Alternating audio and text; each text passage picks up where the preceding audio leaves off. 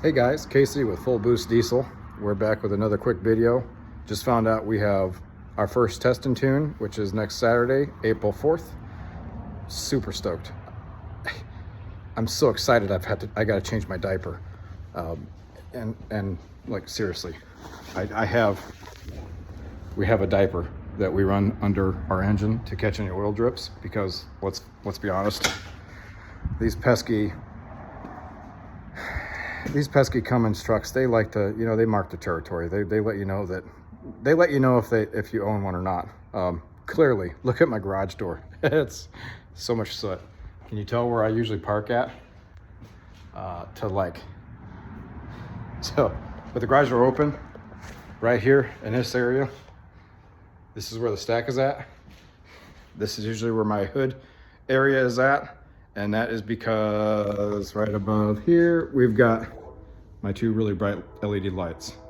So they shine down on the hood, make it really easy visible. So you can always tell where our stuff is all at. You can tell, yeah, it's, I'm not really sure where that one even came from. But if you don't have soot on your ceiling, do you even drive a diesel? Do you even have fun? It's just part of it. So race prep, first things first, I always get fuel filters changed, and then we get oil changed. I typically like to do fuel filters at a minimum twice a year. Honestly, I feel like I probably do it 4 times a year, just because I'm really self-conscious about running fuel contaminants. We all know that VPs are plagued with problems. They overheat, they'll throw error codes. VP trucks, they either run awesome or they run like crap. There is no real in between.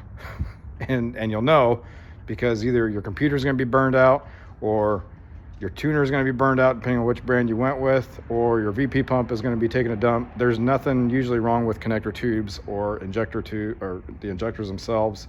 It's usually a ground. I mean, we can cover that in another video because we pretty much went through and eliminated any ground gremlin that would ever possibly be on this truck. There's a ton of different information. There is a lot of write-ups on the old forums about how to convert to a single battery setup. There's just a ton of stuff, which I feel like would be good for another video. I don't have my helper with me today, so sorry if I'm bouncing around and not looking at you guys. Trying to keep track of where I'm going with this. So I already went ahead, changed the oil.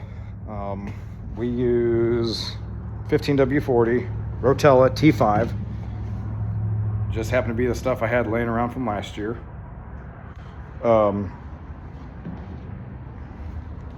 And I use a Wix filter. And we're running an AirDog 165. We've already mentioned that. AirDog 2, 5G, blah, blah, blah, blah, blah. It's a 57620. Oops. There we go. Wix filter. I know everybody has their filter brands. Honestly, I probably change this oil I don't really put that many miles on it. So we're probably changing it at 5,000 to 6,000 miles. Maybe. And we probably do that 3 or 4 times a year because I'm paranoid about that kind of stuff. And I always write the date that I changed my fuel filters, and I keep track of that because I just write it right on the filter itself. That way I know when I change those. But that also means that I did my oil and my oil filter at the same time.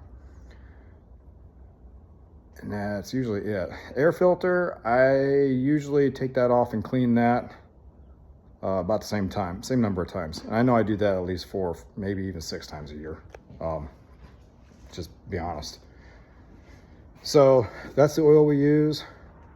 I used to use T4, kind of just depends on what's on sale or whatever it is that I find. I don't have any gumming issues. Of course, I also run the 16 ounce, oh, I threw it away already. The 16 ounce container of the green Hot Shots Secret oil additive, friction eliminator. It's not the FR3. It's not the clear looking one. It's the green. I put a quarter of that, and then I dump 11 quarts of the T5 or T4, whichever. And it's so far everything's been pretty clean. I mean, we got a new head on here, so it's not like we got any oil deposits to worry about.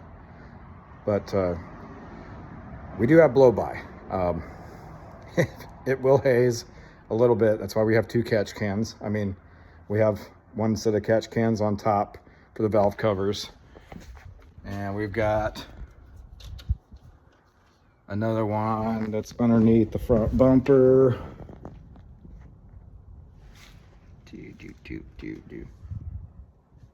See if I can find it.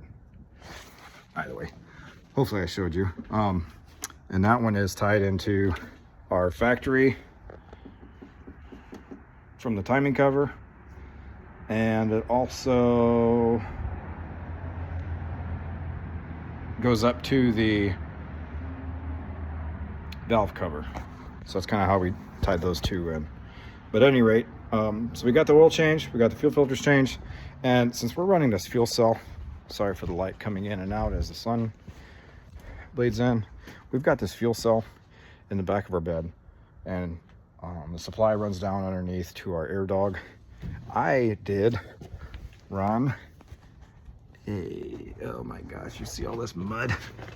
It's because we took scrap down. I have a shut off on the supply side. So this is coming from our fuel cell going to the air dog. So this is on that side. And I just shut that valve off, and then we take loose our 2 filters, and I usually change the water separator one first, and then we change the actual fuel filter next. And then once you do that, I open the valve. You can kind of hear it fill up the water separator bottle, that filter, and then I'll take loose the bottom. You know, we'll spin loose the bottom part to kind of let some drain through the filter so that I know it's actually full. And then we'll close that off, and then turn the key over, and we simply just, you know, we've got our power driven diesel gauge right here for our fuel pressure. So I just bump it to activate the lift pump. And then you'll notice it might gurgle from like 3 to 5 PSI. Eventually it builds it all up. I shut it down, turn it back on, bump it again until I make sure it stays set at 15, 17 PSI. And once it's not fluctuating, the needle's not bouncing around anymore, you can kind of hear the pump running. That's when I know that our air dog is supplying good filtered fuel back through the filters. We should work all the air out. It should have separated the air out of it and sent it back. And then I don't get on the truck crazy after that until I let it run for a little bit, you know, just like a quick 5-minute warm-up cycle or so, just so I don't know if there's any air in the lines. Hopefully it went through the VP and got returned back to the tank through the factory return line on the VP pump. I'm just very air and VPs they just don't mix. Makes them run like crap, and you'll burn your pump up. And that's because the VPs, you know, part of the fuel that goes through the VP pump actually cools the pump, cools the electronics inside the pump. And then, so really, like, I know they claim 600 to 900 horsepower is a 165 gallon per hour pump, and then anything above 1,000 horse is like a 220 pump. I've ran a fast 150, I think it was. I like the Air Dog better. I like how they wire it in to where when we go to start our truck, there is no lift pump pressure because the lift pump's not on right just yet, and it doesn't turn on until after the key is bumped. Whereas the fast was pretty much wired in directly to a oh, now I'm drawing a blank. I can't remember how I wired it up. it was just using battery taps and, you know, splicing a wire in so it had a signal to the fuse panel, whereas the AirDog ties into the factory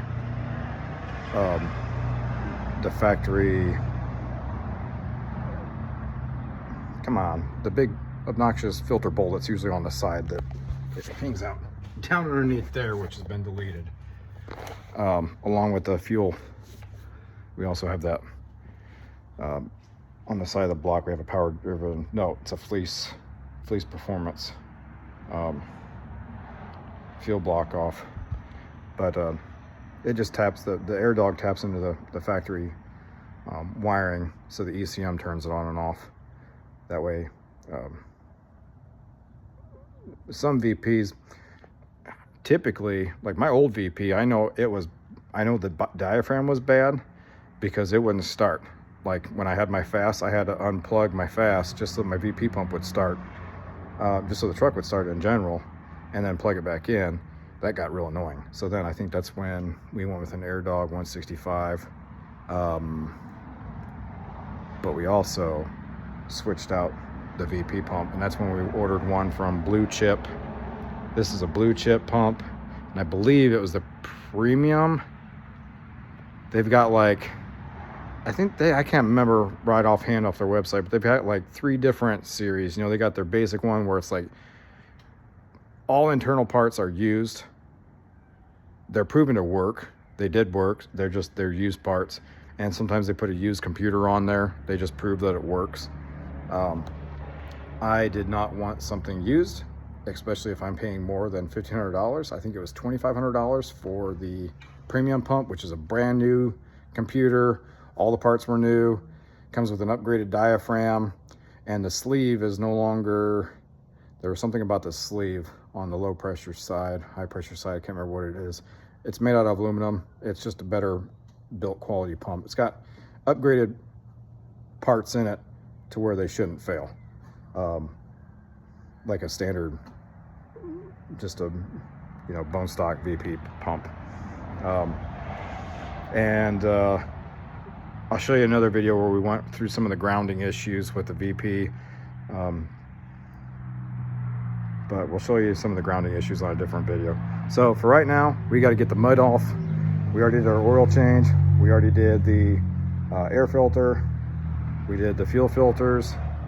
So we need to go through, we need to get the mud off the bottom of this from when we took scrap down, because we're not doing that. Like, whatever dust I will get from here to Bunker Hill is the dust that I will take down to the racetrack. And we don't run our street tires down there. We run slicks and a different set of front tires. So if you guys are going to go and you're going to use your daily truck to race or whatever, you want to see how fast it goes, please wash it up, clean it up, polish it up, make it look nice, you know, act like you're going to a car show, you know. The other racers will appreciate it. I'll appreciate it. And you'll just, I mean, have pride in what have pride in what you've got. Like, I mean, I know this paint job isn't all that great, and, you know, there's runs and ripples and orange peel, but, you know, this is our turd, and we made it. And being the boys, we're proud of this turd that we made. So, like, by all means, take pride in your stuff. You know, it's okay if it's not perfect, but get it cleaned up. Don't throw dirt down the track. Don't drive mud tires down the track with sand still on it from when you went up to Silver Beach or whatever it is you guys do. Let's see. The bed, we're gonna make sure the bed's cleaned out of any scrap shavings from copper coils. And we'll get our diaper hooked up once we get everything underneath. Once we get the underbody all cleaned up and pressure washed off, we'll get our diaper put on so that we'll be catching any oil drips. That is a brand new rear main seal. We did that when we did the transmission 2-3 years ago. I mean, it is what it is. Like, they're rear main seals. If you have blow by, or if you blow a head gasket and you got cylinder pressure, excess cylinder pressure, and you're not running, all you've got is the factory, you know, blow down from the valve cover, like, you could you can blow that rear main seal out. Like it happens. It is what it is. So if your truck is an oily piece of crap, clean it up. Try to stop the oil leaks. If it's a drip, put a diaper on it. You can buy a diaper from Summit or Jegs. I think I bought a Jegs one because it was a universal. I measured it. It was big enough to cover the oil pan and the bell housing of the transmission. We'll do a quick video of that so you guys can see what that looks like when we get it all put on. But just, you know, have some common sense and be smart and be kind to other racers. Don't throw oil down the track. And and also, not that you're going to be using it now this time of year, but also make sure you're not running your AC. I don't have AC, clearly. Condenser's gone. All our lines are gone. They're back there inside the firewall. And we have an AC delete kit underneath there. So no AC, nothing to worry about. But you don't want to drip water on the track either, because you know, we got there's some nice older Camaros and a couple old Mustangs and Chevelles. I mean, you name it. There's all kinds of cool muscle cars from 70s, 80s, 60s down there. And they're fast. Like, they're probably running like high 5s, low 6-second. Some of them are. Like, they don't want to step on your water and slip. You know, don't leave a banana peel behind your truck. Like, turn your AC off and, for the love of God, wash it. You know, polish it up. Make it look clean. Take pride in it. So that's all we got for now. Hopefully we see you down there at the track next Saturday for the first Test and Tune opening. $25 gets you in to Test and Tune. I believe gates open at 10. Test and Tune starts at 11. You do have to tech in. I believe it's Gary Campbell is his name, as long as he's still doing it this year. I do believe he would be. He will be next to the tower, and you'll just let him know it's your first time. And people are nice, especially if it's your first time. The people are nice. They'll walk you through it. They're a good group of people down there. I really like the track. I like the staff that work there. They're very nice. Everybody kind of welcomes you with open arms. The other racers probably will play mind tricks. They will probably try to get you to leave at the light. It's just head games. Just don't worry about them. They're just trying to get underneath your skin. But good group of people, have been very welcoming. So just use common sense. Get your tech card, fill it out, have them go over your vehicle. Make sure you got all your oil leaks cleaned up, and make sure you don't have any like active transmission leaks or anything like that. Which this is your weekend to get that done. So, and then just wash your vehicle and, you know, just take some pride in it. And if you show up like that, they'll work with you. So anyway, that's all we got for right now. Thanks.